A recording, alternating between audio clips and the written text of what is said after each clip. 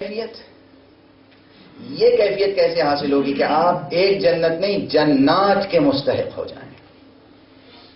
یہاں پر میں نے اس سے پہلے کئی بار جملے کہے ہیں، پھر دوہرا رہا ہوں کہ جب عبادت کریں، جب نیکی کریں، چھوٹی سی نیکی ہو یا بڑی نیکی، دیکھیے جب آپ آج جائیں تو موقع نکال کے غسل کر سکتے ہو تو غسل کر لیجئے گا، غسل توبہ، پروردگار میں غسل کرتا ہوں توبے کے لیے قربتاً الی اللہ، جیسے عام غسل ہوتا ہے۔ اس کے بعد 2 رکعت نماز پڑھیے گا، نماز حاجت، اور نماز حاجت پڑھ کے ایک دعا کیجیے گا، پروردگار میرے نفس میں یہ صفت پیدا کر دے کہ میں گناہوں سے بچوں تو تیری خاطر،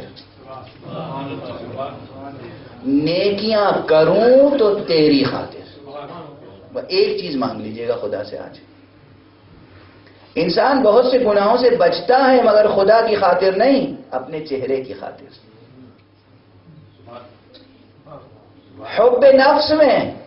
ہم سے یہ گناہ سرزد ہوا تو لوگ کیا کہیں گے، لوگوں کے خوف سے، اپنی دنیاوی عزت کو بچانے کے لیے انسان بہت سی نیکیاں کرتا ہے اپنے آبرو کے لیے، اپنے نام کو بلند و بالا کرنے کے لیے۔ ایک چیز طلب کیجئے پروردگار سے، معبود ہمارے دل میں یہ صفت پیدا کر دے کہ برائیوں سے بچوں تو تیری خاطر، نیکیاں کروں تو تیری خاطر۔ جب عمل خدا کی خاطر ہوگا تو انسان کے اعمال کی جزا کچھ اور نہیں، جنت نہیں، خود جنت کا خالق ہوگا۔ جو جنت کی خاطر عبادت کرے گا اسے جنت ملے گی، جو جنت کے خالق کی خاطر عبادت کرے گا، جب خالق جنت مل گیا تو ایک جنت نہیں جتنی جنتیں چاہو حاصل کر لو، اور حاصل ہی نہیں کرو، جسے چاہو جنتیں تقسیم کرو۔ یہ شاعری نہیں ہے۔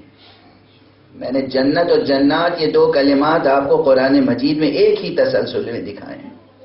قرآن مجید کے سورہ مبارک آل عمران کی تلاوت کیجئے جا کے، یہ سورہ آل عمران کی آیت ہے، اور یہ نقطے روشن نہیں ہوتے اگر محمد اور آل محمد کا گھرانہ۔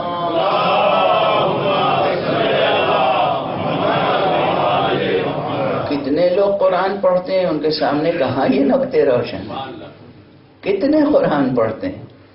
کہ یہاں جنت کا لفظ کیوں آیا، یہ 2 آیتوں کے بعد جنات کا لفظ جمع کیوں آیا، وہاں مفرد ہے ایک جنت، یہاں جنات، بہت سی جنتیں۔ جب انسان خدا کی خاطر عمل کرے گا اور محمد و آل محمد کے راستے پر چل کر عمل کرے گا، یہ یاد رکھیں، منہ بمنہ، قدم بقدم، نفس بنفس، اگر زندگی فقہ آل محمد کے مطابق بسر ہو رہی ہے تب زندگی کامیاب ہے، اور کہیں فقہ آل محمد سے سر منہ انحراف ہوا بس پھر خسارے کا سودا ہے۔ یہ حدیث بھی دشمنان علی نے خود اپنی کتابوں میں نقل کی ہے، اور اسی کا نام ہے معجزہ۔ دشمنان علی نے اپنی زبان سے نقل کی ہے یہ حدیث کہ پیغمبر اکرم صلی اللہ علیہ وآلہ وسلم نے فرمایا کہ اگر کوئی شخص، سن لیجئے حدیث، اگر کوئی شخص تمام عمر روزے رکھے، تمام عمر نمازیں پڑھے، ہر سال حج کرے، سال میں متواتر عمرے کرے، زکوٰۃ دیتا رہے، خمس ادا کرتا رہے، جہاد کرے خدا کی راہ میں، اور رکن و مقام کے درمیان یعنی خانہ کعبہ کے حجر الاسود اور مقام ابراہیم کے درمیان عین مطاف میں جہاں طواف کیا جاتا ہے وہاں اس کا انتقال ہو جائے، مگر اگر حب علی ابن ابی طالب نہیں رکھتا ہوگا تو اس کا ٹھکانہ جہنم ہے۔